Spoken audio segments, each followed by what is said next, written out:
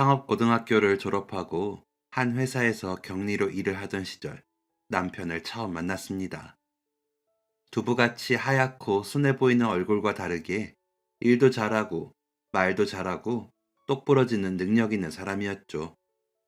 일할 땐 참 카리스마가 넘치는 사람인데 제가 뭐 물어보기만 하면 얼굴을 붉히는 그 순수함이 마음에 들었습니다. 예의 바르고 다정한 태도도 참 매력적이었고요. 그렇게 사랑하는 마음 하나로 남편과 결혼했습니다. 결혼 약속하고 신혼집 알아보던 중에 남편이 더 좋은 회사에서 러브콜을 받게 되었고, 저희 신혼집도 자연스레 그 회사 근처로 정해졌습니다. 친정도 멀리 있고 아는 사람도 하나 없는 낯선 도시에서 남편과의 신혼생활을 시작하게 된 것이었습니다. 처음엔 마냥 좋았습니다.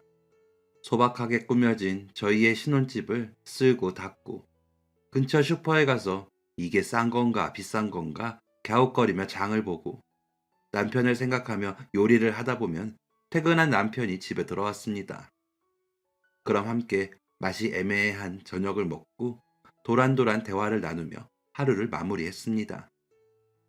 둘뿐인 그 시간들이 참 소중하고 특별했습니다. 결혼하고 곧바로 임신을 하게 되었는데 임신했을 때도 딱히 외롭지 않았습니다. 제가 가만히 못 있는 성격이거든요. 집에서 엄청 사부작거렸습니다. 태교한답시고 인형도 만들고 아기 양말도 만들고 뜨개질로 모자도 떴습니다. 바느질도 삐뚤고 어딘가 엉성했지만 시간 가는 줄 모르고 했었죠. 애기들 읽는 책도 몇 권 사놨는데 그거 보는 재미도 있었습니다. 그러니까 딱히 심심할 틈이 없더라고요. 입덧 대신에 먹덧이 와서 먹는 재미도 있었습니다. 오히려 안 먹으면 속이 울렁거리더라고요. 덕분에 임신 기간 동안 20kg가 쪘지만 그래도 첫 출산이라 그런지 금방 빠졌습니다. 아무튼 나름 혼자서 알찬 임신 기간을 끝내고 4kg에 육박하는 아들을 출산하고 집에 돌아왔을 땐 이전과 전혀 다른 세상이 펼쳐졌습니다. 결혼 전에는 아이는 그냥 낳기만 하면 혼자 알아서 크는 줄 알았거든요. 어디서 애 키우는 걸 보고 자라질 않았으니까요. 학교에서도 그런 거 안 알려줬고요. 그런데 세상에 아이 키우는 게 그렇게 힘든 줄은 꿈에도 몰랐습니다. 내 몸뚱아리 하나 일으키는 것도 힘들고, 앉아있는 것도 힘들고, 가만히 있어도 땀이 줄줄 나고, 눈물도 줄줄 나고, 내가 아닌 것 같더라고요.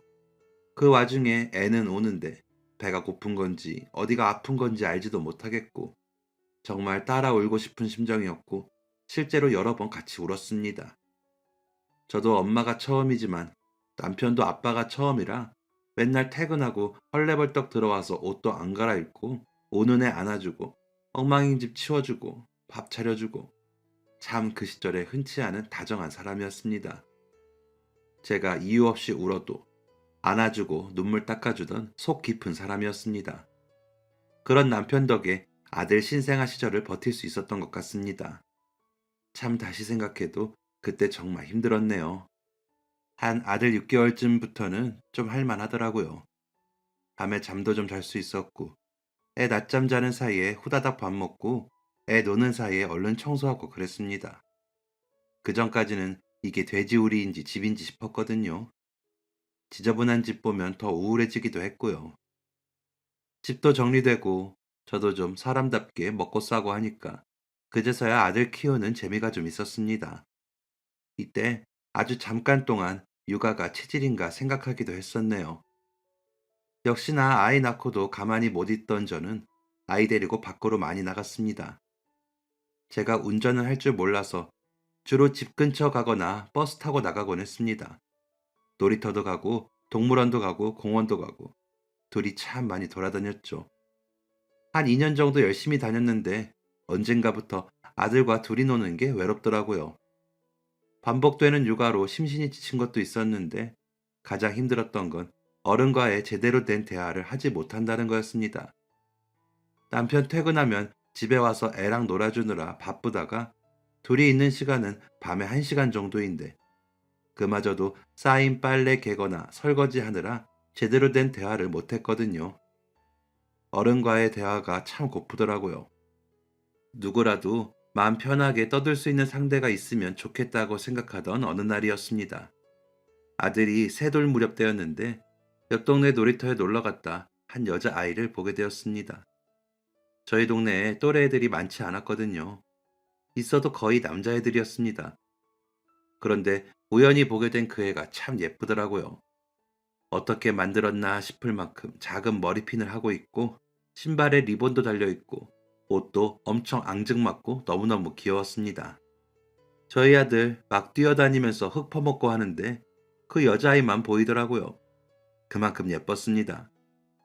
아이가 얌전히 앉아서 소꿉놀이를 하길래 옆에서 구경하고 있는데 아이 엄마가 다가왔습니다. 아이가 정말 예쁘네요. 여자아이들은 이렇게 얌전히 노나 봐요. 저희 아들은 맨날 뛰어다니기 바쁘거든요. 아, 안 그래도 저 아이가 아까부터 계속 뛰어다니길래 안 힘든가 했는데 어머니셨군요. 체력 엄청 좋네요. 그러니까요. 체력이 넘쳐서 매일 놀이터 찾아다녀요. 저도 거의 매일 나오는데 처음 뵙네요. 저희는 옆 동네 살아요. 동네에 큰 놀이터가 없어서 찾다가 오게 되었고요. 그렇게 아이 엄마랑 얘기를 좀 나누게 되었는데 알고 보니 그 예쁜 여자아이와 저희 아들이 동갑이었습니다. 여자아이 이름은 지수라고 했죠.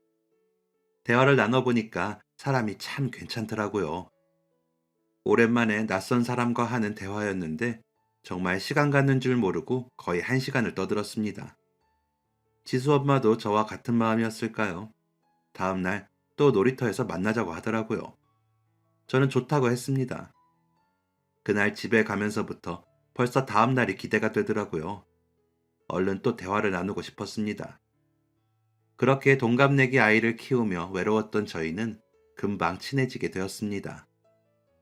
같이 놀이터도 가고 밥도 같이 먹고 서로의 집에도 놀러 다니면서 친하게 지냈습니다. 지수 엄마도 저처럼 동네에 친구가 없고 친정도 멀어서 심심했다고 하더군요.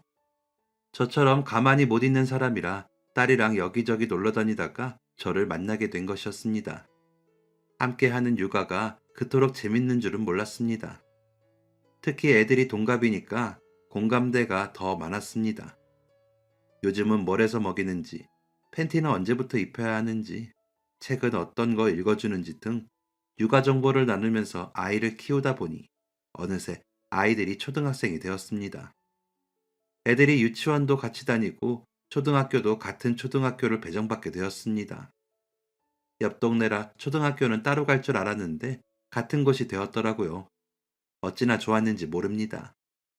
애들도 학교에 아는 친구 한 명이라도 더 있으면 괜히 든든하고 그렇잖아요. 같은 초등학교까지 보내게 되니까 저와 지수 엄마와의 사이는 더욱 가까워졌습니다. 초등학생 엄마가 되니 신경 써야 할 게 좀 많아야 말이죠. 민호는 줄넘기 할 줄 알아요? 우리 지수는 아직 하나도 못해서 큰일이에요. 어머, 그래요? 이따 애들 끝나면 줄넘기 들고 나갈까요?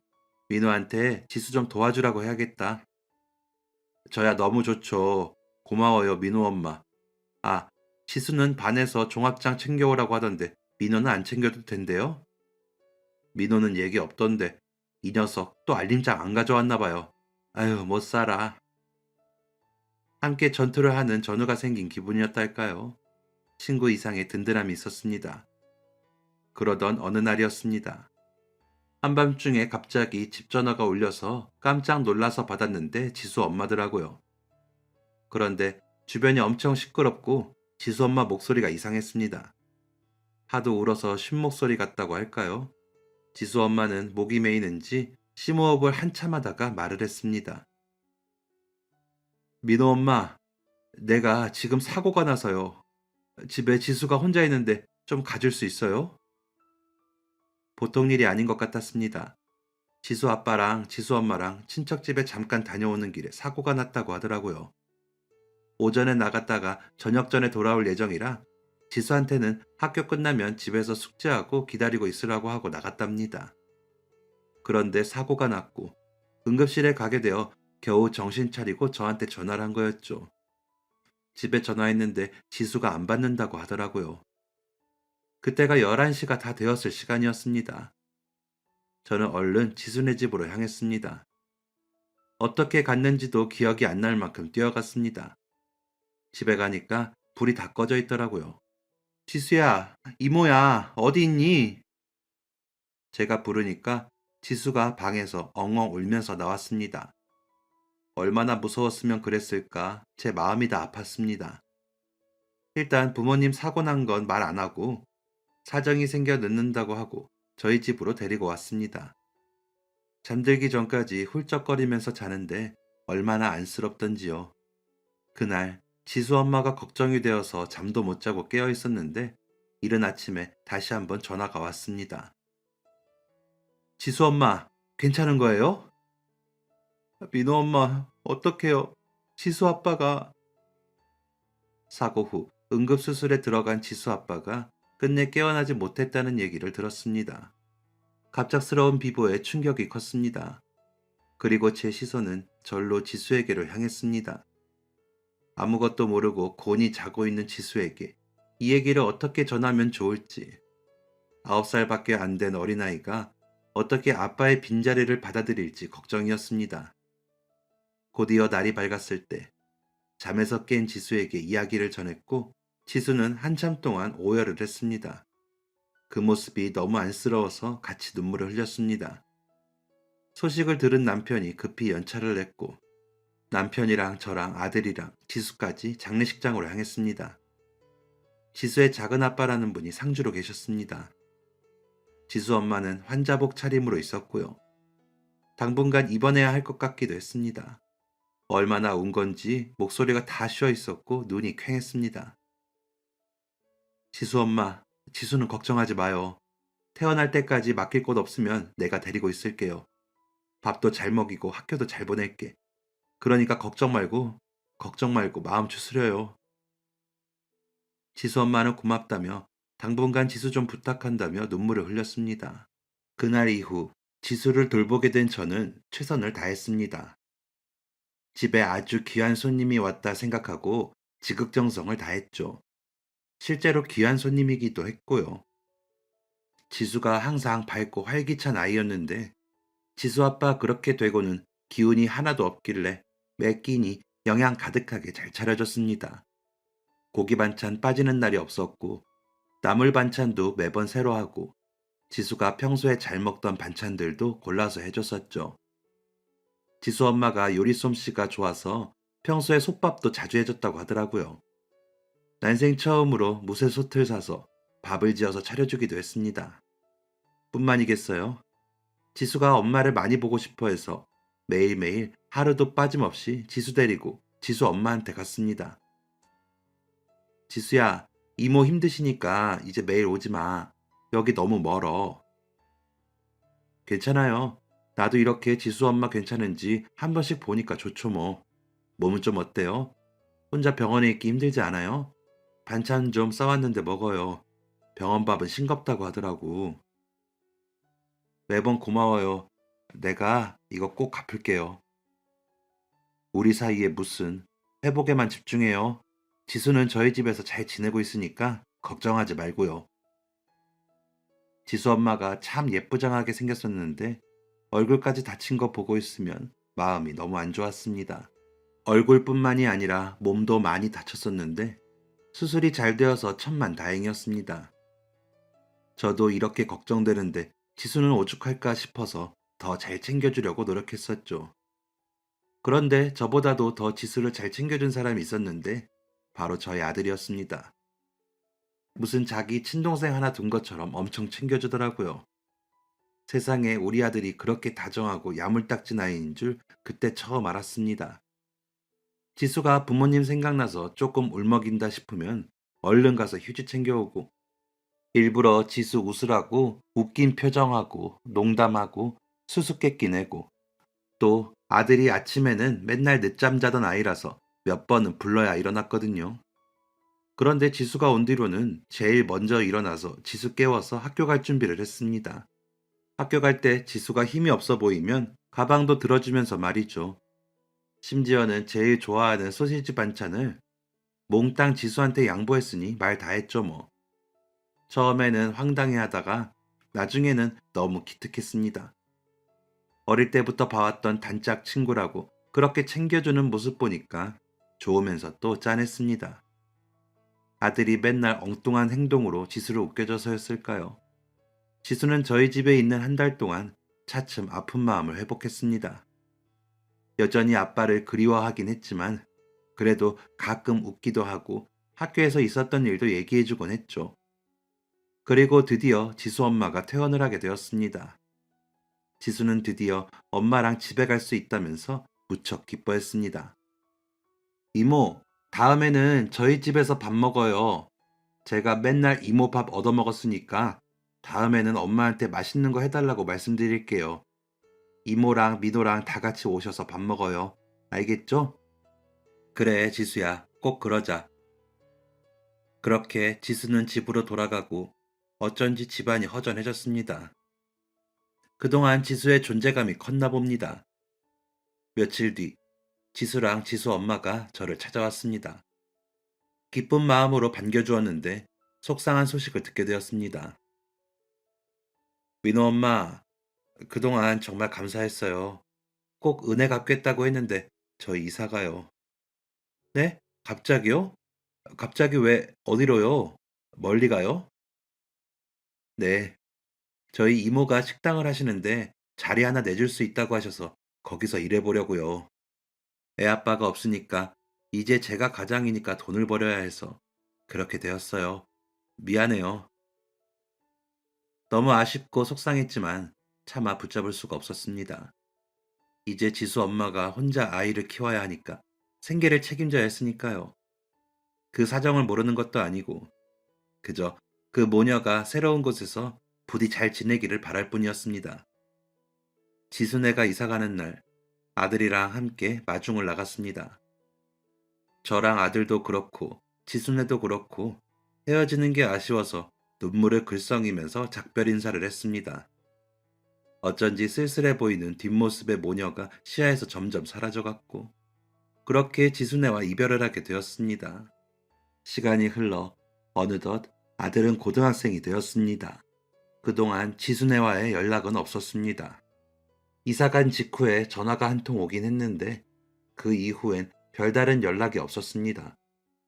저도 지순애 이사가고 다시 일을 하기 시작해서 집에 붙어있지 않아서 전화가 온지 모르기도 했고요. 그때 당시에는 핸드폰이 없었고 나중에서나 사게 되었거든요. 지수 엄마만 저희 집 연락처를 알고 저는 지수가 이사간 집 번호를 모르기도 해서 자연스럽게 연락이 끊겼던 것 같습니다. 저희의 기억 속에서도 지순애가 점점 희미해져 갔죠. 어릴 적에 맨날 첫날 뛰어다니고 엉뚱한 질문을 많이 하던 개구장이 아들은 공부를 무척 잘하는 학생으로 성장했습니다. 어렸을 땐 한글 공부하는 걸 싫어해서 팬티바람으로 뛰어다니면서 공부 안 한다고 소리쳤거든요. 초등학교 가서도 한글을 몰랐고 1학년 가을이 되어서야 겨우 한글을 뗐습니다. 그래서 공부머리는 없나 보다 싶어서 일찌감치 포기하고 맨날 운동시키고 놀러 다녔습니다.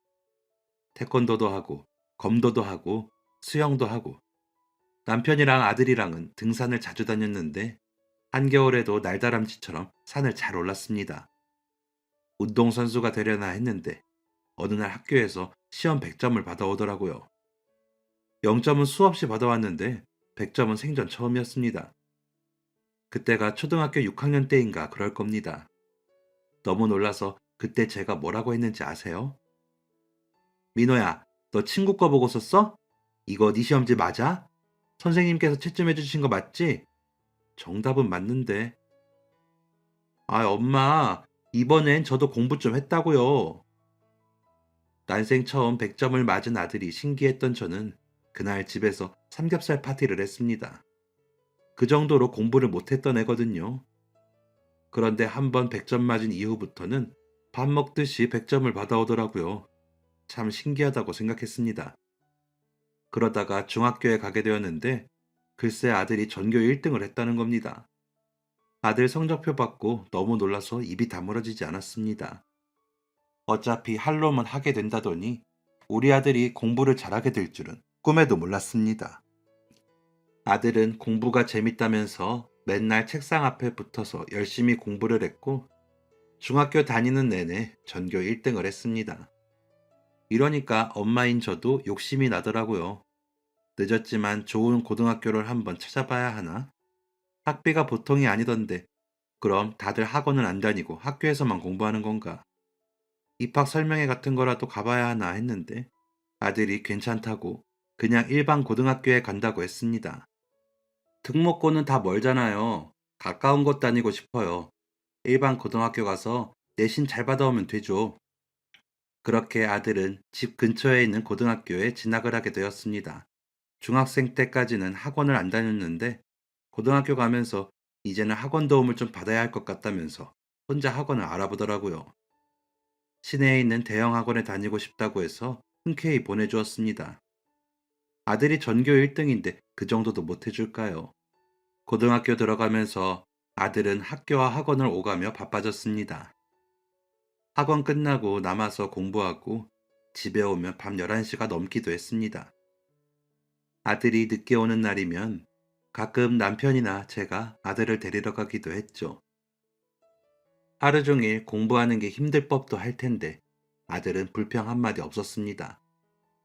긍정적인 아이라서 그런가 공부도 재밌게 하더라고요. 그러다가 고등학교 1학년 첫 시험을 치르게 되었습니다. 오히려 제가 더 긴장이 되더라고요. 혹시나 아들이 부담을 느낄까봐 잘 봤냐, 어땠냐 한마디도 안 물어봤습니다. 그러다가 시험 마지막 날 아들이 밝은 표정으로 제 앞에 시험지를 차르륵 펼쳤습니다. 그리곤 당당하게 외쳤죠. 엄마, 저 이번에도 전교 1등 할 것 같아요. 전 과목에서 2개 틀렸어요. 정말 그땐 우리 아들 천재인가 싶더라고요. 저도 그렇고 남편도 그렇고 학교 다닐 때 공부를 못하진 않았지만 전교 1등은 해본 적이 없었거든요.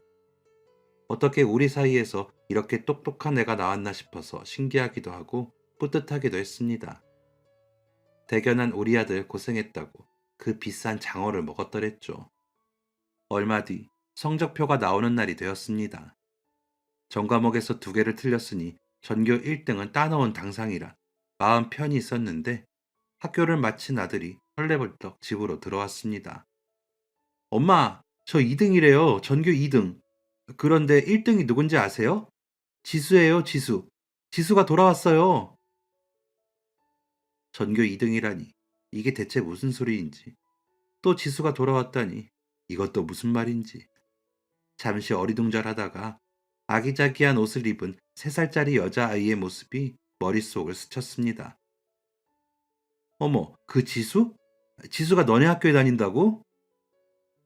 성적표를 받은 아들이 전교 2등이라는 것을 확인하고 선생님께 그럼 전교 1등은 누구냐고 여쭤봤답니다.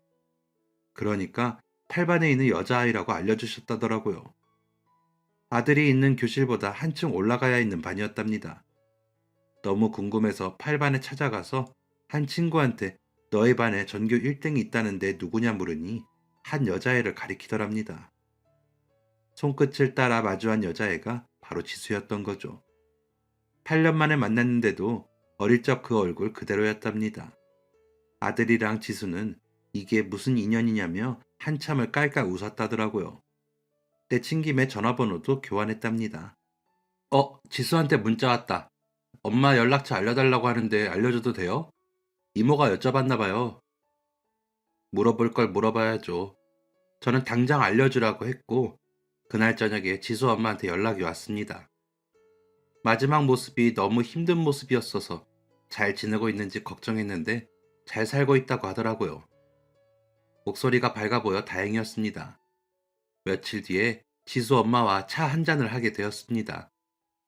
지수 엄마는 이모와 하던 식당에서 일을 배우다가 이모가 식당을 접으시면서 다시 원래 살던 동네로 이사를 오게 되었고 작은 식당을 개업했다고 했습니다. 다시 와서 저희 집에 전화를 몇 번 했는데 안 받아서 이사 갔나 보다 했다더라고요. 어머, 우리 집 전화기를 없앴거든. 요즘 다 핸드폰이 있으니까 전화비만 나가고 쓸 일이 없더라고요. 그랬구나. 아무튼 애들 덕에 이렇게 만나게 되어서 참 다행이에요. 진짜 인연은 인연인가 보다. 그러게요. 지수는 어릴 때부터 야무져서 공부 잘할 줄 알았는데 전교 1등이라니 대단하네요. 그 이후 지수 엄마를 종종 만나게 되었습니다. 가게에도 놀러 가고 애들이랑 만나서 저녁도 먹으면서 예전처럼 친하게 지내게 되었죠. 그러면서 새롭게 알게 된 사실이 있었는데, 글쎄, 지수가 저희 아들을 좋아한다는 것이었습니다. 어머, 우리 민호를? 왜요? 민호 어디가 그렇게 좋대요? 그건 나도 모르겠어요. 지수 일기에 적혀 있더라고요. 아마 어릴 때부터 좋아한 것 같아요. 아무튼 지수한테는 절대 비밀이에요. 제가 자기 일기장 본 거 알면 난리 날 거예요.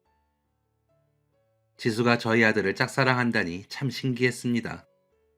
지수가 애가 엄청 야무지고 당돌하거든요. 자기 할 말 또박또박 다 하는 성격입니다. 그런 애가 좋아하는 마음 티도 안 내고 짝사랑을 하고 있다니, 그것도 저희 아들을 신기하기도 하면서 귀엽기도 했습니다. 지수는 자기 마음을 저희 아들에게 고백하진 않았고, 아들이랑 그냥 친하게만 지냈습니다. 그렇게 시간이 흘러 아이들이 어느덧 고3이 되었습니다. 말만 들어도 긴장되는 수험생이 된 거죠.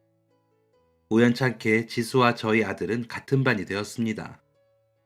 여전히 아이들은 전교 1등, 2등을 다투며 열심히 공부를 했습니다. 둘 다 이대로만 한다면 원하는 대학에 가는 것은 문제 없어 보였습니다. 길고 긴 공부의 끝이 코앞이었습니다. 애들이 고생하는 거 보니까 얼른 이 시기가 끝났으면 좋겠다고 생각하며 하루하루를 숨죽이고 응원했습니다. 그러던 어느 날, 비극은 아무런 예고 없이 저희 가족을 덮쳤습니다. 남편이 야근을 하고 집에 오는 길이었습니다. 그맘때 일이 많이 바쁘다가 드디어 준비 중인 프로젝트가 막바지가 되었고 마지막 야근 날이었습니다. 하던 일 잘 끝나면 연차를 써서 저랑 데이트도 하기로 했습니다. 남편이 좋아하는 배우가 오랜만에 영화를 찍었다고 해서 영화도 보고 드라이브도 하려고 했죠. 그런데 마지막 야근을 하고 집에 돌아오는 길에 남편은 음주운전을 한 화물차랑 사고가 났고 그 자리에서 허망하게 세상을 떠났습니다. 그 충격이 얼만큼 컸냐면 차에 있던 남편이 차 밖으로 튕겨져 나갈 정도였고 외상도 차마 못 볼 정도로 심각했습니다. 그런데 더한 문제는 저희 아들이 이 사고 현장을 목격했다는 것입니다. 아들이 공부를 마치고 집에 오려고 학원에서 나왔는데 시내 한복판에서 큰 소리가 들리며 차가 전복되고 연기가 나고 비명소리가 들리는 것을 발견했고 익숙한 차 외관에 홀린 듯 다가갔다가 아빠가 죽어가는 모습을 두 눈으로 본 것이었습니다. 아들이 얼마나 충격을 받았을지 상상도 안 됩니다. 아들이랑 남편이랑 사이가 정말 좋았거든요. 진짜 이렇게 친한 부자 사이가 있을까 싶을 정도였습니다. 아들 어릴 때부터 산책시킨다고 주말에 혼자 유모차 끌고 나간 적도 많았고, 저 일하는 날에 둘이 학교 빠지고 놀이동산에 가기도 했고, 밤 공기가 선선한 날에는 배드민턴도 치고 학교 생활에 대해 고민 상담도 엄마인 저보다 아빠한테 더 많이 얘기하던 아들이었습니다. 학교에서 존경하는 인물을 써서 내라고 하면 항상 아빠를 적던 아이였습니다. 아빠처럼 멋진 남자가 될 거라고 입버릇처럼 말하던 아이였는데 그런 아들에게 아빠의 빈자리가 얼마나 클까요? 아마 가슴에 구멍이 뚫린 것처럼 아팠을 겁니다. 남편이 떠난 뒤로 아들은 아주 깊고 깊은 어둠으로 숨어버렸습니다. 학원은 물론 학교도 가지 않고 밥도 잘 먹지 않고 방에서만 틀어박혀서 밖으로 나오지 않았습니다. 친구들의 연락도 받지 않았습니다. 아들이랑 친하게 지내던 친구들이 두어 번 찾아왔습니다. 그런데도 얼굴도 내미지 않고 목소리도 들려주지 않더군요. 아들의 방에는 그저 의미 없는 게임 소리만 울릴 뿐이었습니다. 가끔은 흐느끼는 소리와 함께요. 지수도 몇 번 찾아왔습니다. 민호야, 문 좀 열어봐. 너 언제까지 이러고 있을 거야? 학교 안 가? 너 대학 안 갈 거냐고. 여전히 아들은 묵묵부답이었습니다. 참 저도 어떻게 해야 할지 모르겠더라고요. 아들에게 그 어떤 것도 강요할 용기가 나지 않았습니다. 하늘과도 같던 아빠가 사라져버린 기분이 어떻겠어요. 마음속에 상처가 가득할 텐데 제가 어떻게 감히 아들을 설득할 수 있을지, 아무것도 못하는 현실이 너무 속상해서 매일 눈물로 밤을 보냈습니다. 그러던 어느 날 담임 선생님께 연락이 왔습니다. 한 학년 수업 일수 중 3분의 2를 채우지 못하면 졸업을 못한다고 하셨습니다. 대략 3개월 정도 빠지면 졸업이 안 되는 건데 아들은 이미 한 달 반을 학교에 가지 않고 있었습니다. 아들에게 말해보았지만 동요하지 않더군요. 놀라는 기색도 없었습니다. 그런 건 아무것도 상관없다는 듯이 말이죠. 그런데 며칠 뒤에 지수가 또 집에 찾아왔습니다. 지수도 수업 일수가 부족하면 졸업을 못한다는 얘기를 들었나 봐요. 집에 와서 아들 방 앞에서 아들을 불렀습니다. 좀 나와봐라. 정말 학교 졸업도 안 할 거냐? 고등학교도 안 나와서 뭐 할 거냐? 쉼없이 떠들었지만 아들은 대답이 없었습니다. 그러니까 지수가 갑자기 제게 고개를 휙 돌리고 말하더라고요. 이모, 망치 있어요? 망치? 신발장에 있는데. 그러자 지수가 성큼성큼 신발장에 가더니 망치를 찾아서 꺼냈습니다. 그러더니 망치를 들고 아들 방 문고리를 쿵 내리쳤습니다. 너 당장 안 나오면 문고리 다 부순다. 그러니까 당장 나와. 지수가 당돌한 줄은 알았지만 그 정도로 대범한 줄은 몰랐거든요. 그런데 솔직히 그렇게라도 해서 아들이 나왔으면 좋겠다고 생각하기도 했습니다. 숨죽이고 기다리고 있는데 지수가 한 번 더 문고리를 쾅 내리쳤습니다. 이번에도 아들이 반응이 없자 지수가 한 번 더 문고리를 치려던 그때였습니다. 아들 방문이 벌컥 열렸습니다. 나왔으니까 그만해. 망치 내려놓고 얘기해. 너는 무슨 애가 겁도 없냐? 네가 그러고 있는데 이깟 망치가 겁나냐? 내일부터 학교 나와. 안 그러면 진짜 문고리 부술 테니까. 지수의 겁없는 그 행동이 통했나 봅니다. 아들은 마지못해서 고개를 끄덕였습니다. 그리고 정말 그 다음 날부터는 학교를 나가기 시작했습니다. 선생님께 얘기를 들어보니 학교에서 수업은 안 듣고 거의 잠만 잔다고 하더라고요. 시험지는 백지를 내고 그래도 그게 어딘가 싶었습니다. 그래, 하나씩 하자. 성급하게 서두르지 말고 하나씩 일상을 찾아가야지. 서두르지 않고 천천히 원래의 일상으로 돌아가자 마음먹었습니다. 무단결석이 많은 아들은 당연히 내신으로 대학을 갈 수 없었고 수능 시험을 보는 날에는 시험장에 가지도 않았습니다. 하지만 저는 욕심내지 않았습니다. 그간 긴 시간 동안 아들이 공부를 열심히 아주 잘해낸 것은 아쉬웠지만 대학 안 간다고 죽는 거 아니잖아요. 그리고 공부할 때도 정말 집요하고 즐겁게 공부하던 아이니까 뭘 해도 잘할 거라는 믿음이 있었습니다. 저는 아들이 공부 잘해서 좋은 대학을 가는 것보다도 아들의 행복한 인생이 더 중요했습니다. 그리고 아들이 다시 웃게 되기까지는 많은 시간이 필요할 거라고 생각했습니다. 그 시간을 기다려주기로 했고 도와줄 수 있는 건 최대한 도와주겠다 마음먹었죠. 하지만 그렇게 그 시간이 마냥 마음 편했던 건 아니었습니다. 졸업 후 또다시 방에 틀어박혀서 밖에는 나가지도 않고 게임만 하고 잠만 자는 아들을 보면서 속이 터지면 터졌지 속 편할 부모가 어디 있겠어요. 저러다가 정말 평생 저렇게 사는 건 아닐까? 건강에 문제가 생기는 건 아닐까?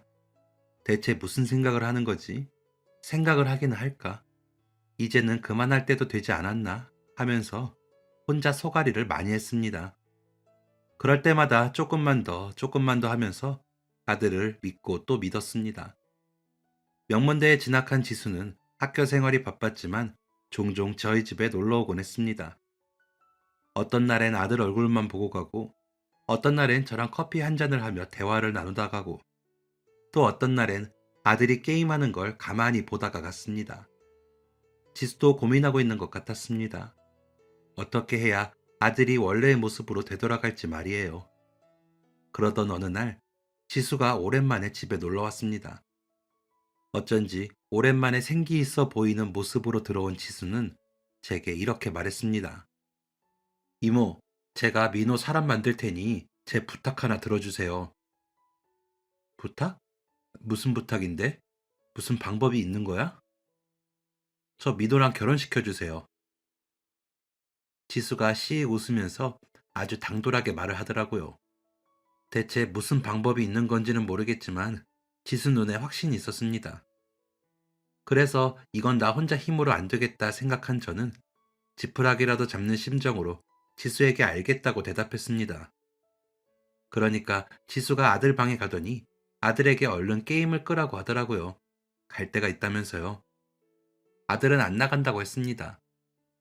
아들이 꿈쩍도 안 하자 지수는 포기한 듯 집으로 돌아갔습니다.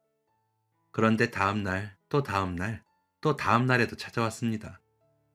그리고는 아들 옆에서 쉴 새 없이 나가자고 했죠. 한 보름 정도를 그러니까 참다 못한 아들이 한숨을 푹 내쉬며 말했습니다. 너 진짜 언제까지 올 거야? 나 안 나갈 거니까 그만 와.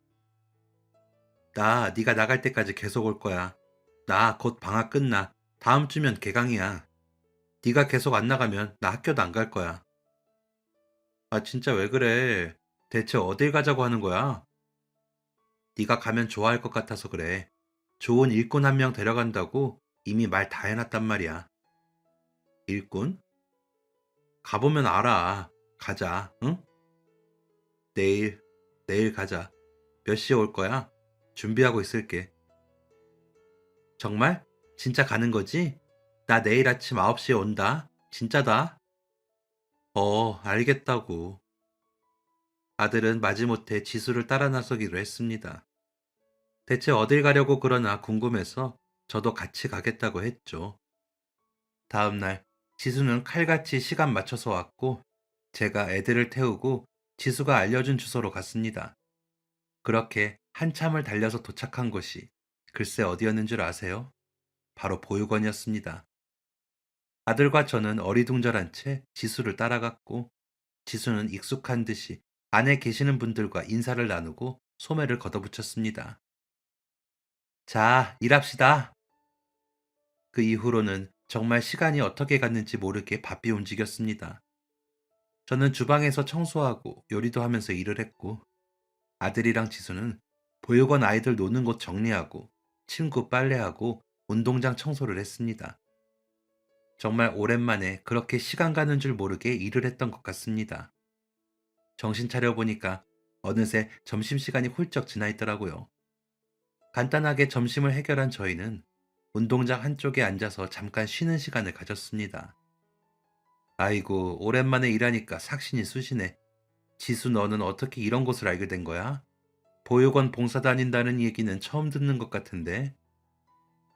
아, 제 동기가 봉사 동아리에 들어갔는데 궁금해서 한번 따라와 봤거든요. 오자마자 여긴 민호가 와야겠다 싶더라고요. 야, 민호야, 너는 여기 있는 애들 보면서 느끼는 거 없냐? 지수 물음에 민호는 대답을 하지 않았습니다. 뭔가 복잡해 보이는 표정이었습니다. 너도 뭘 느끼지? 네가 부끄럽지? 여기 애들은 우리처럼 아빠 없어. 그뿐이게 엄마도 없어. 할머니도 할아버지도 없고 형제도 없고 그냥 아무도 없어. 그런데도 애들이 저렇게 웃는다니까. 저렇게 어린애들도 밝게 지내려고 노력하고 있다고. 그러니까 보면서 반성해. 우리가 느낀 슬픔은 저 아이들에 비하면 아무것도 아닌 거야. 이제 이만하면 됐어. 이만큼 슬퍼했으면 그만하고 일어날 때 된 거야. 아들은 고개를 푹 숙이고 조용히 눈물을 훔쳤습니다. 그 눈물은 단순한 슬픔의 눈물이 아니라는 것을 느낄 수 있었습니다. 많은 감정이 섞인 눈물이었겠죠. 그날 이후 아들은 매주 보육원에 찾아갔습니다. 제가 일 때문에 못 가는 날엔 혼자 가더라고요. 그렇게 보육원을 몇 번 더 찾아가던 아들은 어느 날 갑자기 컴퓨터 선을 다 뽑았습니다. 그리고는 게임을 아예 하지 않더라고요. 그러다 또 어느 날은 방 정리를 했습니다.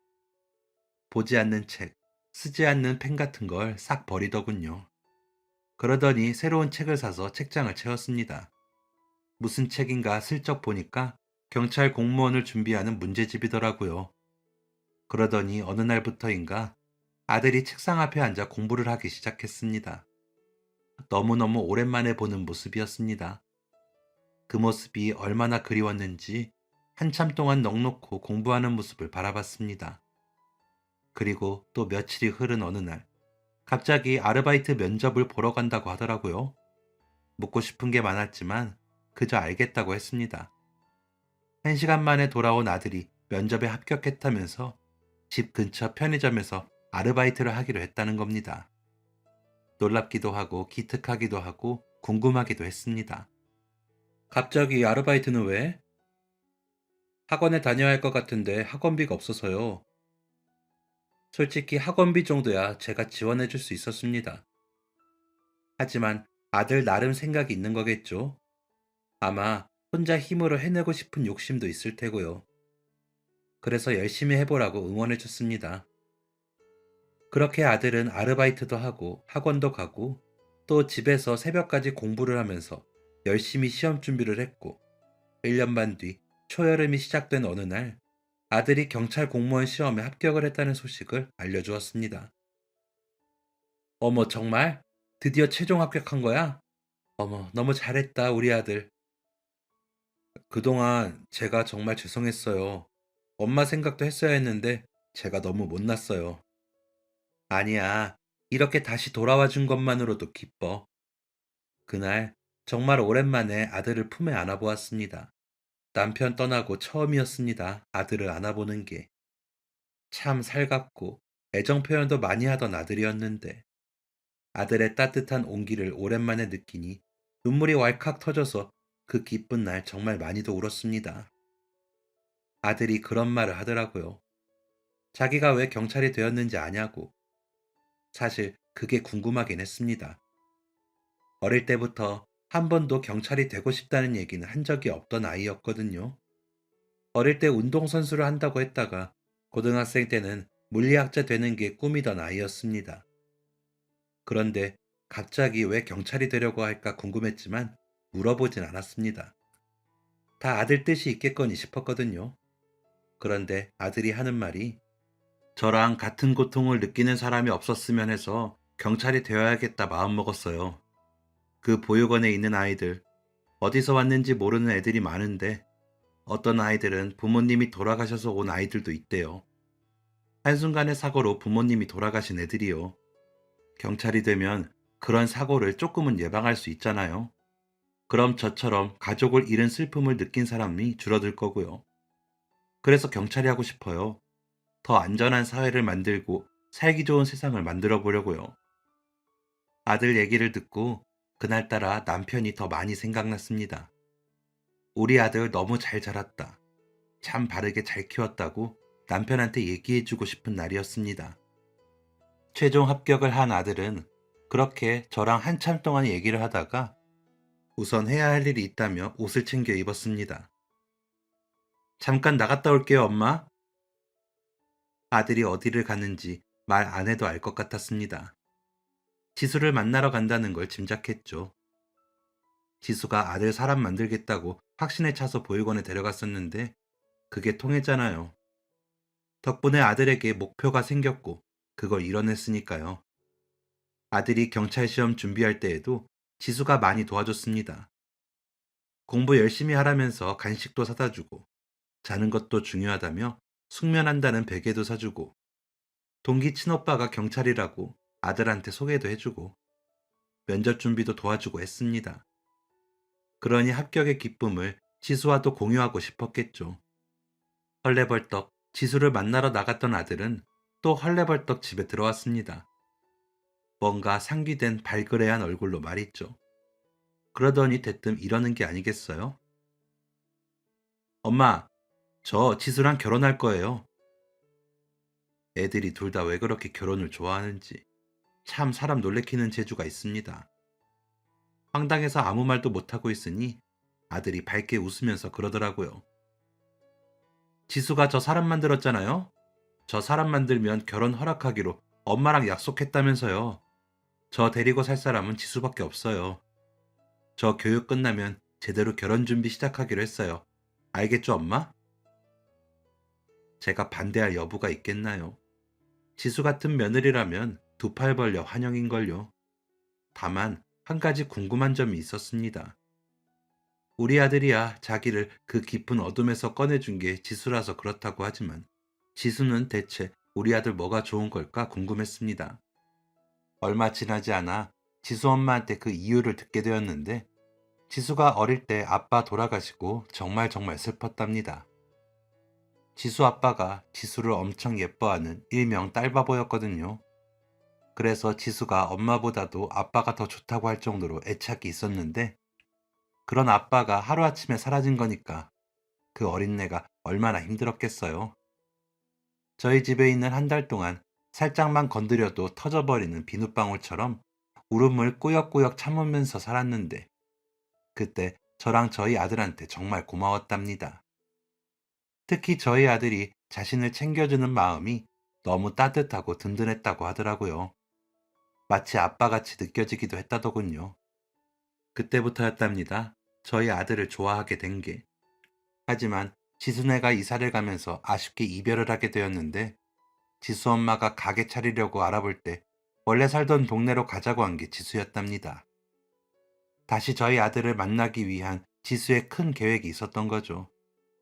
정말 다시 만날 수 있을지 없을지는 몰랐지만 왠지 다시 원래 살던 동네로 가야 할 것만 같았다고 하더라고요. 그런데 돌아와 보니 이게 무슨 운명인지 같은 고등학교에 다니고 있었던 거죠. 그러다가 저희 남편이 세상을 떠나고 아들이 정신 못 차리고 망가져갈 때 지수는 다짐했다고 했습니다. 꼭 정신 차리게 해줘야겠다 하고 말이죠. 처음엔 어떻게 해야 될지도 모르겠어서 힘들었지만 그때마다 어릴 때 아들이 해줬던 위로를 떠올렸다고 했습니다. 그러면서 여러 방법을 모색했고 그 끝내 아들이 정신 차릴 수 있게 해준 거였죠. 지수 얘기를 들으니 이 두 아이가 서로에게 얼마나 큰 존재인지 또 얼마나 많은 영향을 줬는지 새삼 깨닫게 되었습니다. 서로를 위한 따뜻한 마음이 너무나도 예쁘네요. 아이들은 제게 말한 대로 아들 교육이 끝난 뒤에 결혼 준비를 시작했고 마침내 정말 부부가 되었습니다. 아장아장 걸을 때부터 봤던 아이가 제 며느리가 되다니 함께 육아하며 외로운 시간을 견뎌낸 지수 엄마와 사돈을 맺게 되다니 참 신기하더라고요. 이보다 특별한 인연이 있을까 싶고 애들이 정말 잘 살면 좋겠다고 생각했습니다. 부부가 된 아이들은 지금 각자의 자리에서 열심히 일하면서 아주 행복하게 살고 있습니다. 아들은 오늘도 시민들의 안전을 지키고 있고 대기업에 들어간 우리 며느리 지수는 멋지게 맡은 일을 해내고 있죠. 어린 시절 큰 아픔을 겪은 아이들의 마음은 아주 단단해져서 웬만큼 힘든 일에는 흔들리지 않습니다. 아주 훌륭한 어른으로 성장한 아이들을 보고 있으면 참 뿌듯하네요. 둘 다 지금처럼 씩씩하고 행복하게 깨볶으며 살았으면 합니다. 하늘에서 제 남편과 지수 아빠가 흐뭇하게 아이들을 지켜보고 있겠죠. 애들 잘 사는 모습 구경하다가 손주도 보고 증손주도 보고 오래오래 건강하게 살다 갈 테니 조금만 기다려달라고 말해주고 싶습니다. 저는 이제 또 우리 사돈이랑 차 한잔하며 수다 좀 떨어봐야겠네요. 지금까지 제 사연 들어주셔서 너무 감사드립니다. 오늘 하루도 행복한 하루 보내세요. 지금까지 사연 들어주셔서 감사합니다. 사연이 재밌으셨다면 구독과 좋아요를 눌러주세요. 감사합니다. 안녕히 계세요.